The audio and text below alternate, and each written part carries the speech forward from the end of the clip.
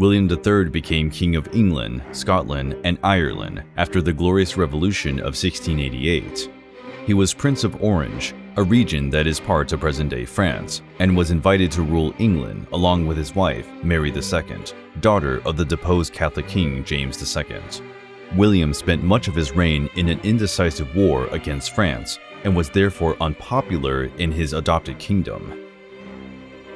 William of Orange was born on November 4, 1650, in The Hague. His father was William II of Orange, and his mother was Mary Stuart. Relax, not the same Mary Stuart, Queen of Scots, but the daughter of King Charles I of England.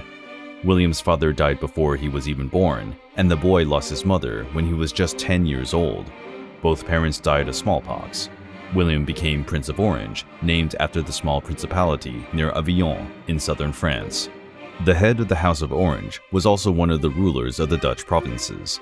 At the time, the Dutch royal house was waning, with strong anti-monarchist movements in the Netherlands. The country was under French threat, but William's strong character and ties with England were his lifeline. The prince visited England in 1670, earning 2 honorary university degrees and an audience with his uncle Charles II. The English king's family connections did not prevent him from going to war with the Netherlands in 1672. During that conflict, William became captain and admiral general of the combined Dutch armed forces. In 1675, the prince was wounded in the arm while fighting the French, having already survived a smallpox outbreak the year before. He was a tough bloke, to say the least. William's main concern about the Netherlands was that this cluster of states was under increasing and serious threats from Catholic France, which was expanding its territory across the European continent. The Dutch Navy could not fight England and France at the same time. This was one of the reasons why William married Princess Mary, daughter of the future James II, on November 4, 1677. Mary was considered a strikingly beautiful woman, while William was unattractive, short of stature, hunchbacked, with a hooked nose and black teeth. He was also ill-tempered. Despite the physical disparity, the couple formed a strong bond, although there were rumors that William had a mistress and carnal relations with young boys. William was a Calvinist Protestant, and Mary was raised as a Protestant at the insistence of the English Parliament, which feared that her Catholic father had plans to re-establish Catholicism as the official state religion. When James became king in 1665, he appointed Catholics to prominent positions and insisted that certain Catholic practices be tolerated. He was also authoritarian, ignoring certain laws and enforcing others only when it suited him. James even dismissed Parliament in November 1685. The final straw for the king's deposition came when James finally had a son in 1688. Parliament believed that this prince would be raised as a Catholic and thus could not be king. In June 1688, leading Protestant figures in England invited William of Orange to invade the country and become king. William readily accepted. But why did the English want a foreigner on their throne? Well, William was the grandson of Charles I and son-in-law of James II. He was a Protestant, and the Netherlands could be an extremely useful ally with its strong navy and trade routes. Even before the invitation, the Prince of Orange was already plotting an invasion, just waiting for a favorable Protestant wind. The constant threat from France allowed William to disguise his fleet of 60 warships as a mere defensive precaution. William's first attempt to reach England by sea was destroyed by a storm. However, he persisted and landed with an army of 20,000 men on November 5, 1688. The army was an experienced fighting force made up of Dutch, English, Scots, Danes, Huguenots, and even a Surinamese contingent. William marched slowly towards London. James was isolated, faced desertions, and eventually fled to France. William had achieved the remarkable feat of leading the first successful invasion of England since his namesake William I the Conqueror in 1066. With the king deposed, William became William III of England by Act of Parliament on February 13, 1689. This change of regime became known as the Glorious Revolution because it was entirely peaceful, or almost. Some historians have also considered the revolution glorious because it preserved the existing institutions of power. This is a fact, but the relationship between the institutions changed, a shift that became more significant as time went on. There were some limitations on William's power. Firstly, he was to rule jointly with his wife, Mary II of England, although in practice he had sovereign power. William III and Mary II were crowned jointly at Westminster Abbey on April the 11th.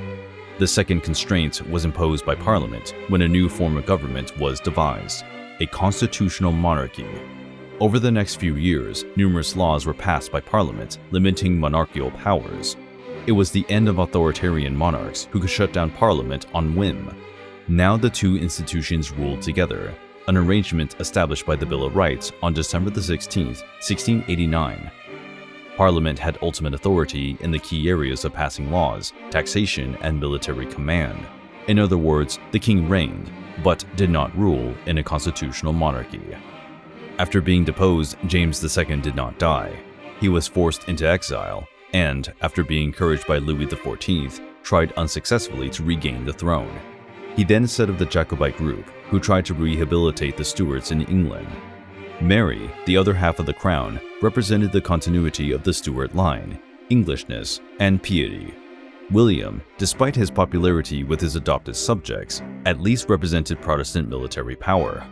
As the king himself said, he was to win enemies, and she was to win friends. William was known for his brusque behavior and noticeably short audiences. The king suffered heavily from asthma and avoided London and the Palace of Whitehall because of the damp Thames air. The couple chose to build a new home, resulting in Kensington Palace. Another favorite residence was Hampton Court. William's main hobbies included hunting, designing formal gardens, and collecting furniture. William and Mary sought to modernize the monarchy by being against some of the more questionable traditions associated with the sovereign's alleged mystical power. Among these was the royal torch, the belief that a monarch could cure certain illnesses just by touching the afflicted. William abolished the tradition altogether. He also abandoned the custom of the monarch washing the feet of the commoners on Maundy Thursday. Their joint reign was extremely short.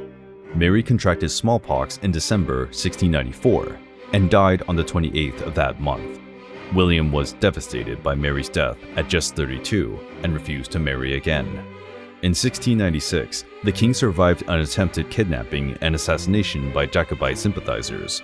This increased his subjects' fondness for him. However, a mutual distrust remained between sovereign and population, one of the reasons why the king wanted to keep a personal guard, staffed by Dutchmen. William lived a long life. He died on March the 8th, 1702, at Kensington Palace of an infection after falling from his horse and breaking his collarbone in February. The royal mount stumbled and fell, a trifle that led to William's death 2 weeks later. The king was buried in Westminster Abbey after a low-key midnight funeral, showing that William was never fully accepted by his subjects. William and Mary did not have an heir, hence Mary's younger sister, Anne, became queen. She was the last of the Stuart monarchs, being succeeded by George I of the House of Hanover. The Stuart dynasty was marred by confusion, wars, and upheavals, a rather unique period in England's history. However, with the Puritan and Glorious Revolutions, the combined strength of the monarchy and parliament, mixed with financial reforms and heavy investment and modernization of the Royal Navy, England became the world's mightiest nation. The revolutions during the Stuart dynasty meant that Britain entered the 18th century ready to take on the world and build an empire of unprecedented size and wealth.